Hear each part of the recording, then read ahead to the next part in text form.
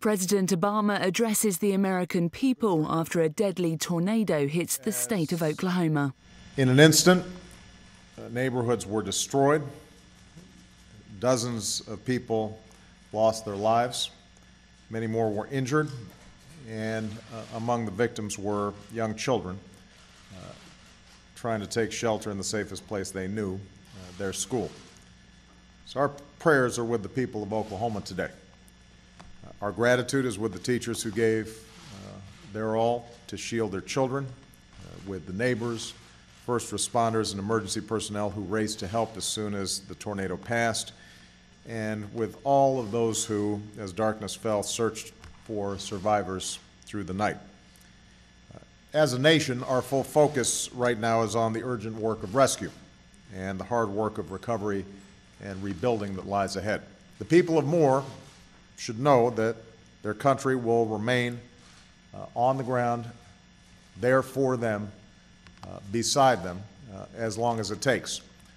For there are homes and schools to rebuild, businesses and hospitals to reopen, their parents to console, first responders to comfort, and of course frightened children who will need our continued love and attention.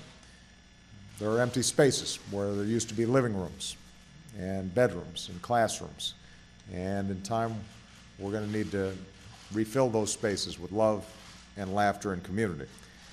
We don't yet know the full extent of the damage from this week's storm. We don't know both the human and economic losses that may have occurred. We know that severe rumbling of weather, bad weather, through much of the country still continues, and we're also preparing for a hurricane season that begins next week. But if there is hope to hold on to, not just in Oklahoma but around the country, it's the knowledge that the good people there and in Oklahoma are better prepared for this type of storm than most, and what they can be certain of is that Americans from every corner of this country will be right there with them, opening our homes, our hearts to those in need, because we're a nation that stands with our fellow citizens as long as it takes.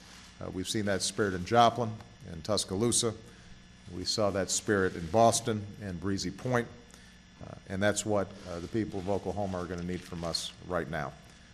For those of you who want to help, you can go online right now to the American Red Cross, which is already on the ground in Moore.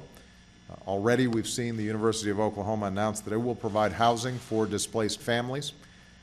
We've seen local churches and companies open their doors and their wallets. And last night, the people of Joplin dispatched a team to help the people of Moore. So for all those who've been affected, we recognize that you face a long road ahead. In some cases, there will be enormous grief that has to be absorbed, but you will not travel that path alone. Your country will travel it with you, fueled by our faith in the Almighty and our faith in one another. So our prayers are with the people of Oklahoma today, and we will back up those prayers with deeds for as long as it takes.